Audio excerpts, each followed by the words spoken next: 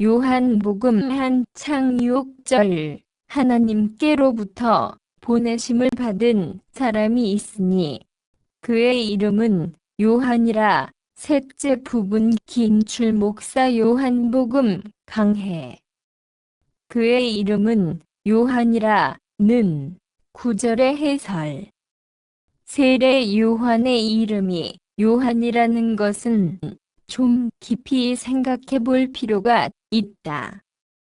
앞서 요하네스라는 이름이 하나님은 자비로우시다라는 요한 안에서 온 것이지만 세례 요한의 활동을 볼 때 참으로 하나님께서 죽어야 하는 죄인들에게 회개의 은총을 주셔서 세례받고 의롭게 살아가도록 하시는 것이야말고 가장 자비하심이 아닐까 한다.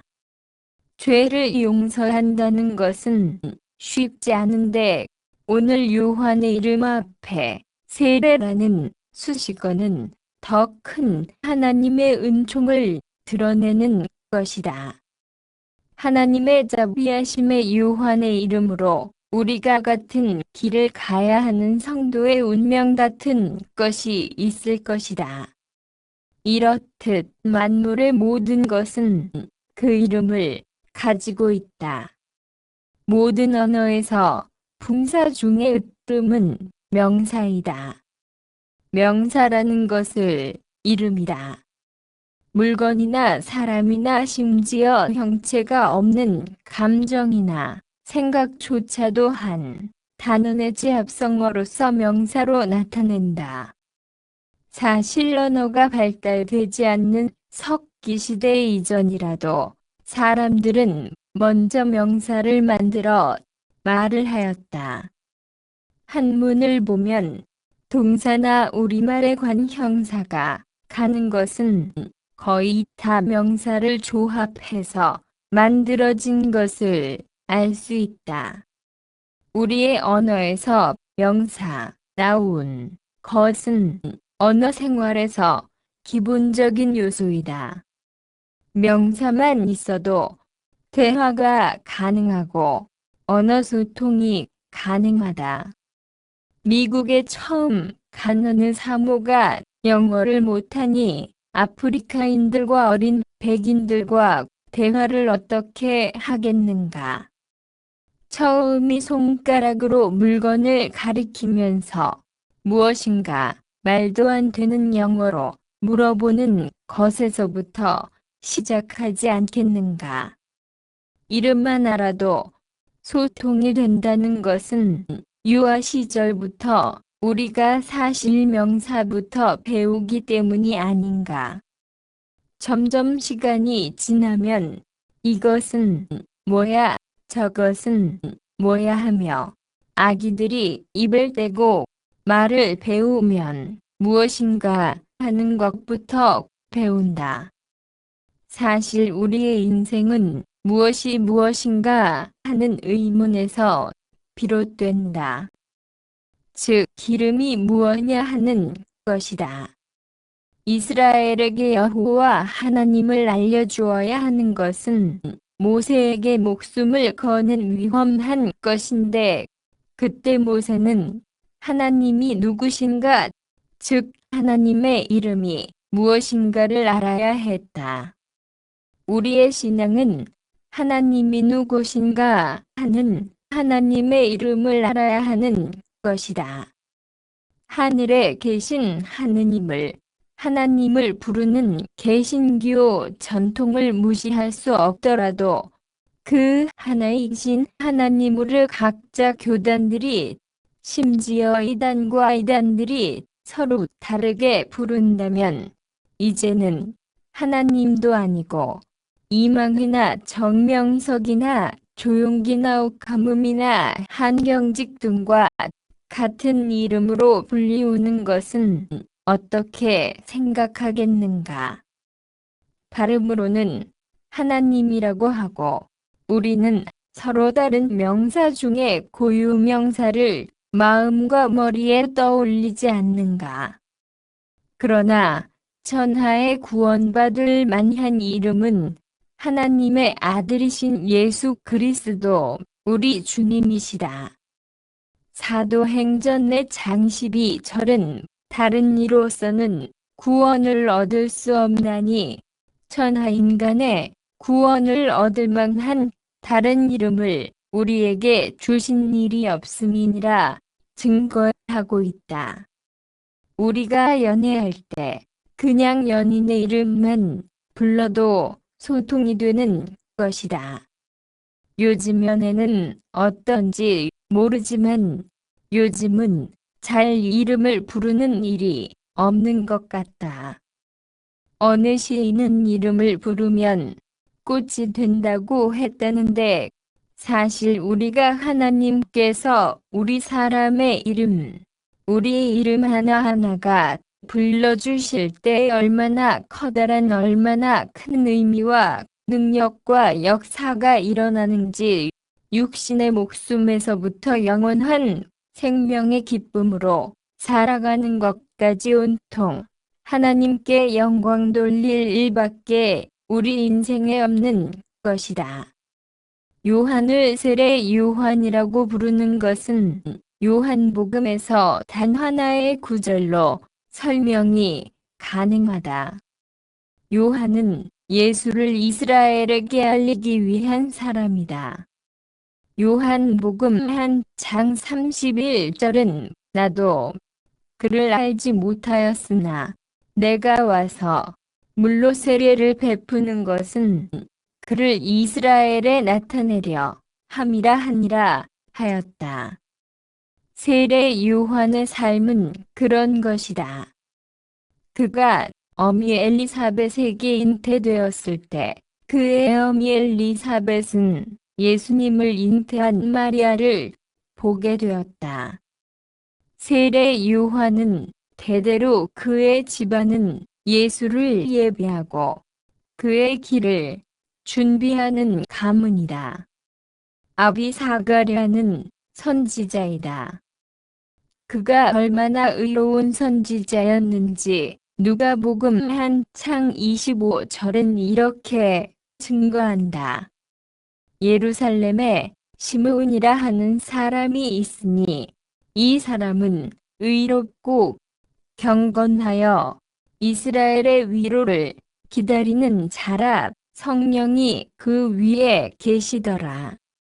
선지자의 집안의 선지자, 마지막 선지자인 세례 요한이 난 것이다. 그의 이름이 요한이라는 당시에 평범한 이름이 아니라 수식어가 붙는 세례 요한이라고 붙는 것은 그의 인생과 사는 의미를 드러내 준다.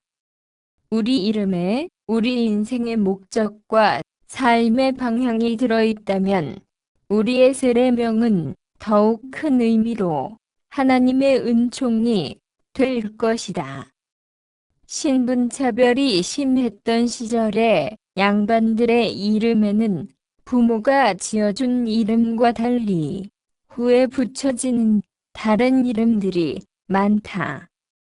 아호, 아호라고 해서 직접적으로 이름을 부르기 어려운 경우에 유교 문화권에서는 특히 이름으로 부르는 것 자체가 예의에 어긋나니 부르는 별명 같은 이름들이 있다. 사람의 이름을 짓는데도 학문이 있어 주역과 유교 점술에서 비롯된 사주명리학이라는 것에서는 그 원칙이 있다. 이는 본래 부모님이 주신 이름이 소중하여 함부로 부르지 않으려고 다른 방법으로 부르려 새로 본 이름에 붙임을 하는 것인데 흔히 야호, 아호를 그냥 우리가 호라고 부르기도 한다. 우리 요즘은 자기가 스스로 호를 만들어 부르게 하는 분들도 많다. 요즘은 별칭이라고도 하고 별명으로도 하는데 때로는 대대수 별명은 영어의 닉네임과 달리 조롱과 비아냥의 호칭으로 다소 악한 사회의 현실을 반영하기도 한다. 그러나 그 목적이 세상의 사주에 도움이 되는 이름으로 짓는다. 사주란 유교에서 경전에 속하는 조역으로부터 나왔으니 사람의 운세를 결정하는 이름에 관한 그들의 방식은 우리에게는 이상하여도 그들에게는 당연한 것이다. 요즘 이름을 바꾸는 사람들이 많다. 이름을 바꾸면 팔자가 바뀐다고 믿기 때문이다. 참 그런 미신이나 무당적인 생각이 유교가 조선을 망친 원인이기도 하다면 기독교는 성경이 대한민국을 망치는 원흉이 되지 않도록 늘 말씀에 깨어 있어야 할 것이다. 기독교는 대한민국을 망쳐도 적어도 하나님의 말씀은 결코 이 나라를 망하게 하시지 말아야 할 것이 아닌가. 우리의 세례명은 의미와 목적은 이와는 다르다. 우리가 이름을 갖는다는 것은 세상에 살기 위한 것이지만 세례명은 영원한 생명의 세계를 살기 위한 이름이다. 보통 그래서 기독교에서는 성경의 이름들을 많이 인용한다. 그러나 꼭 성경의 이름일 필요는 없다. 그래서 그런지 요즘은 예수의 예를 많이 넣고 성경의 이름 중에 한자를 떼서 짓는 분들도 많다. 순수한 한글로 이름 짓는 분들도 많다. 법이 바뀌어 이제는 이름도 굳이 한문으로 짓지 않아도 되고 심지어 가족법은 태어난 자신의 이름을 원하는 대로 바꿀 수 있으며 심지어 남자를 여자로 여자가 남자로 살아갈 수 있는 인생의 선택권이 있다. 그러나 그리스도인의 이름은 언제나 영원한 세상을 사는 것이라는 것은 변함이 없다. 영원히 하신 주 예수 그리스도의 이름에 나란히 영원히 하나님께서 부르시는 이름이기 때문이다. 영원함을 상징할 수 있는 것, 그것도 하나님의 은총이나 은혜를 상징하는 것으로 한다면 그 이름이 영원한 이름이 되는 것이 아닌가. 하나님께서 영원히 부르시는 이름이야 말로 영원한 인생과 축복을 상징하는 것일 것이다. 요한 1서 5장 13절에서 사도는 내가 하나님의 아들의 이름을 믿는 너희에게 이것을 쓴 것은 너희로 하여금 너희에게 영생이 있음을 알게 하려 함이라 고 증거하였는데 가만히 보면 예수라는 이름, 그리스도의 예수의 이름이 영원한 이름이 되는 것은 이 때문이다. 영원한 이름이니 우리가 영원히 부를 이름이다. 영생을 품고 영생을 가지며 영생을 누리는 이름이야말로 사주학에서 말하는 이름과는 그 근거도 이유도 의미도 목적도 축복의 범위와도 비교할 수 없는 것이다. 예수라는 이름이야말고 누구든지 그의 이름을 불러 구원을 받는 이름이 아닌가.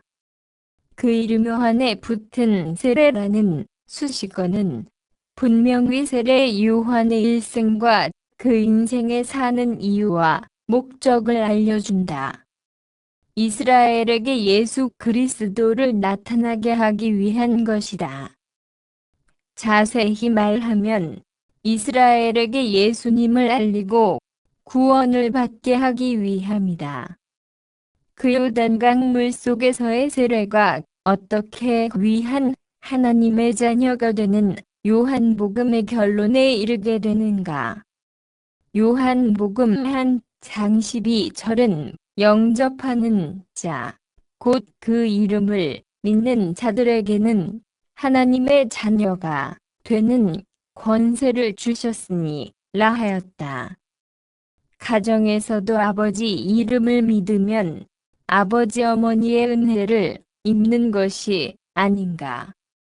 하나님의 은혜를 누리고 하나님의 축복으로 살아간다는 것은 우리의 이름에 하나님의 은총이 덧붙여져 우리가 이제는 우리가 주인으로 살아가는 것이 아닐 것이다. 오직 영원한 구원의 이름이신 예수께서 주인이 되시어 살아가는 것이며 우리가 이제는 그의 종이지만 완벽한 자유를 누리는 삶을 살아간다면 심지어 우리가 그렇게 조마조마하면서 재물과 영화와 권세의 권력도 사실 하나님의 이름과 하나님의 세상으로서 하나님 나라에서는 중요한 것이 아니라는 것을 알게 될 것이다. 오늘 본문의 요한복음에서 기록된 세례 요한이라는 것은 요한이 세상에서 해야 할 일을 그대로 보여준다. 수천 년을 흐르는 그의 조상 아브라함뿐만 아니라 더욱 아담으로부터도 흐르는 요단 강물에서 그가 세례를 주는 것은 단지 우리 교회의 무흠입교인이나 단순한 교회의 투표권을 가진 교인 하나를 늘리기 위한 세례가 아니라 세례받고 요한의 설교를 듣는 자들뿐만 아니라 요한복음에서의 구절을 성경을 읽고 묵상하는 자들에게 예수를 알게 해주고 이름으로 하나님께서 시공간을 초월한 사랑과 은혜와 자비를 베푸신다는 것을 깨닫게 해준다. 시편 115장 1절은 여호와여 영광을 우리에게 돌리지 마옵소서 우리에게 돌리지 마옵소서 오직 주의 인자하심과 진실하심을 인하여 주의 이름에 돌리소서 하였다. 우리의 이름으로 모든 영화와 권세와 축복과 모든 하나님의 은혜는 하나님께 영광 돌려야 하는 것이다.